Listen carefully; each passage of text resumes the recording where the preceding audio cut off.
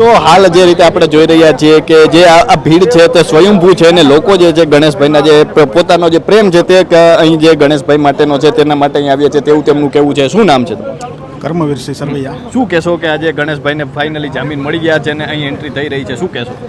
ગણેશભાઈને નામદાર કોર્ટે જામીન આપ્યા છે એ બદલ આપ અહીંયા જોઈ જ શકો છો. પબ્લિકમાં અત્યારે પૂરો માહોલ જામેલો છે.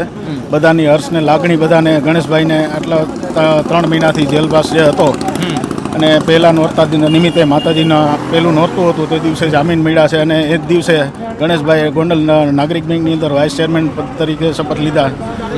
આ બધું જોતા પબ્લિકમાં ખૂબ હર્ષની લાગણી છે અને ગણેશભાઈને આવકારવા માટે બધા તૈયાર છે.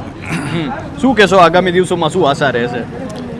આગામી દિવસોમાં ગણેશભાઈ કોઈ દિવસ કામ માટે કોઈ દિવસ રાત દિવસ જોયા નથી. બધાના એ જ રીતે પબ્લિકના કામ કરશે અને કોઈ પણ નાના માણસથી માંડીને કોઈ પણ જગ્યાએ ગણેશભાઈ કોઈ દિવસ એવો ભેદભાવ રાખ્યો નથી. બધી જ્ઞાતિ જાતિને બધાને સાથે લઈને કામ કરીને અત્યાર સુધી ચાલ્યા છે. એ જ રીતે ભવિષ્યમાં હવે આ ડબલ તાકાતથી બધા કામ કરશે. તો આ ગોંડલવાસીઓ છે અને ગોંડલવાસીઓ હાલ રાહ જોઈ રહ્યા છે, કાગડોળે રાહ જોઈ રહ્યા છે અને જે રીતે ગણેશસિંહ જાડેજા છે તેમને જામીન મળ્યા છે અને 120 દિવસ બાદ જામીન મળ્યા છે અને તેનો ઉત્સાહ જે છે ક્યાંક ને ક્યાંક લોકોમાં પણ જોવા મળી રહ્યો છે. શું નામ છે તમારું? બ્રિક. શું કહેશો કે અત્યારે ગણેશસિંહને જે જામીન મળ્યા છે અને એને લઈને શું કહેશો? હવે આમાં તો મારું કહેવું એવું છે કે માં અંબાના નોરતા છે અને આ એક તો ગણેશભાઈ અમારા આવે છે અને આ એક તો તહેવાર જેવું થઈ ગયું છે, દિવાળીના તહેવાર જેવું કે આનાથી વિશેષ અમારા માટે કાંઈ ન હોઈ શકે કે અમારા એક તો લોકલાડીલા ગણેશભાઈ આવે છે, બરાબર, તો એમની ખુશીથી વધારે અમારી કાંઈ ન હોય. તો જે રીતે ગોંડલમાં અત્યારે માહોલ જોવા મળી રહ્યો છે, શું નામ છે તમારું? વૈભવ.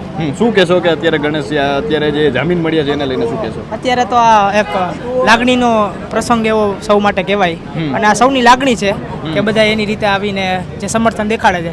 બસ એ ગણેશભાઈએ કામ કરેલો છે એનું બધું આ પરિણામ છે.